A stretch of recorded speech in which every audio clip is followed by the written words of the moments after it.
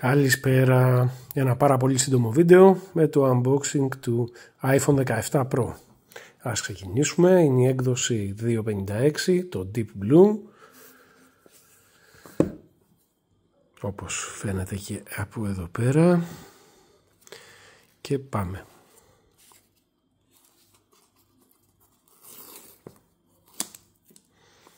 Συγγνώμη για την ασταθή κάμερα, απλά έπρεπε να είναι το βιντεάκι πολύ σύντομο.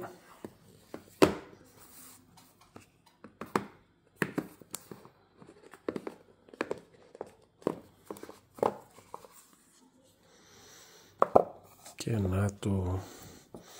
Όπως βλέπετε, σε σχέση με την κούτα είναι πιο σκούρο, δεν είναι τόσο μπλε όσο φαίνεται στην κούτα, είναι πιο μεταλλιζέ και πιο πολύ, θα το έλεγα, ανθρακή.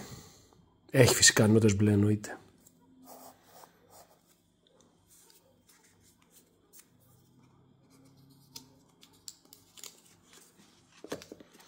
Πλέον τα κουτιά έτσι κι αλλιώς δεν έχουν κάτι. Το αυτοκολλητάκι, να το. Το αυτοκολλητάκι της οθόνης, γιατί αυτοκολλητάκι δεν έχει με το μήλο. Και SIM ejector tool και USB-C σε USB-C